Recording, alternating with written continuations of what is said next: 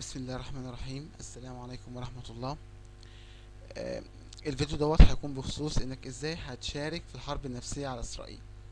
يعني مش هنتكلم احنا ليه هنحارب ليه بنعمل كده، او هتكلم في تفاصيل، لكن انا هتكلم في جزئية معينة انك انت ازاي تشارك في الحرب النفسية على اسرائيل. حابب تعرف احنا ليه بنعمل ليه كل دوت؟ ممكن تدخل على الصفحة وتعرف كل الكلام دوت. تمام. اولا يعني من كام ساعة الحمد لله، يعني الله اكبر لله الحمد، تم اختراق اكتر من موقع لاسرائيل. من ضمنهم موقع اسمه اسرائيل داي اونلاين. تمام. ده تم اختراقه، مجموعة شباب تم اخترقوه من حوالي كام ساعة. وفي الهوم بيج بتاعته زي ما انتم شايفين كاتبين مسج بالعبري وبالعربي. تمام. وبرضه تم اختراق موقع تاني اسمه ويب دوت جملة داش اسرائيل دوت كوم، والموقع ده متخصص لدعم الويب. تمام. ده من اكبر المواقع لدعم سكريبت اسمه جملة. السكريبت ده معروف جدا عالمي، ومعروف ان اسرائيل متفوقين جدا في الموضوع ده، والحمد لله تم اختراق الموقع. تمام. هو في اكتر من طريقه ان انت ازاي تشارك في الحرب النفسيه على اسرائيل. تمام. لكن انا في الفيديو دوت هشرح طريقه واحده بس فقط. تمام. وان شاء الله هتكون فعاله جدا. تمام. آه اما انت بتعمل اكونت جديد على الفيسبوك، تمام، مبقاش عندك حد متسجل. فهو بيديك اوبشن، الفيسبوك بيفتح لك اوبشن معين، ان انا ممكن اعمل سيرش عن دوله معينه، الاسم، الدوله، الاهتمامات. تمام. بحيث ان انا اشوف اقرب ناس ليا ممكن اسجلهم واتعرف عليهم. لكن افرض انا دلوقتي مثلا اكونت يعني مثلا في سي مثلا 200 واحد. فعايز ثانية واحدة. تمام كده. فعايز ان انا ابعت مسج لمجموعة ناس عايشين في اسرائيل، في اي مدينة في اسرائيل. تمام.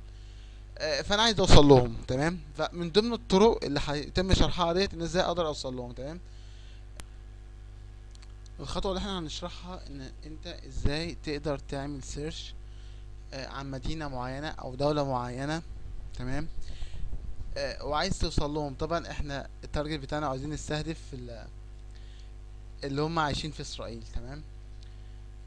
فهندخل على اللينك دوت. تمام. اللينك دوت انا لو يوزر جديد بيظهر عندي اوبشن دوت. انا مش يوزر جديد، مثلا بقالي مثلا سنتين على الفيسبوك، فمش هيظهر عندي. فاللينك دوت هيكون مع الفيديو ان شاء الله. تمام.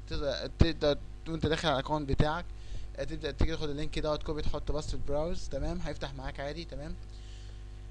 هنا بقى هتبدا بقى منطقه العمل بتاعتنا او شغلنا كله. تمام. هنا ده اوبشن ان انا ممكن ادور على شخص معين في مدينه معينه او دوله معينه، او كان في مدرسه او كان في كليه او موظف فين والى اخره. تمام. فاحنا مثلا محتاجين، مثلا بندور على اسرائيل. تمام. فهنكتب اسرائيل. اسرائيل. تمام. هنا هو اقترح مجموعه من المدن اللي موجوده في اسرائيل. تمام. انا ممكن اكتب مدينه بعينها، او بس اكتب اسرائيل وهو هيبدا يقترح. تمام. هنختار مثلا سي حيفا. تمام. جاب لي مجموعه اوريدي يوزرز على الفيسبوك عايشين في مدينة حيفا. تمام. زي ما انتم شايفين اهو، ولسه. تمام. اهو زي ما انتم شايفين. طبعا بكتب اي مدينة برضو نفس النظام زي ما انتم شايفين. زي ما انتم شايفين اهو. تمام كده. ببدأ ابعت لهم مسج. تمام. يعني زي مثلا انا هختار عشوائي اهو، مثلا اهو واحد. تمام.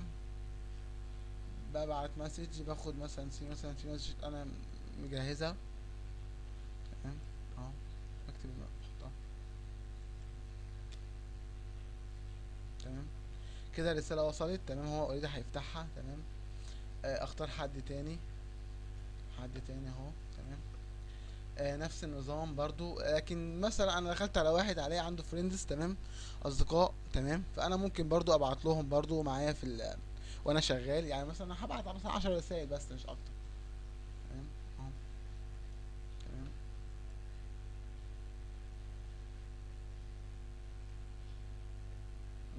ده قافل او دي قافله المسج. تمام. مش مشكله. برضو قافله المسج. تمام. انا هبدا ان انا اجيب اللي هم اوريدي ممكن يستقبلوا مسج. تمام.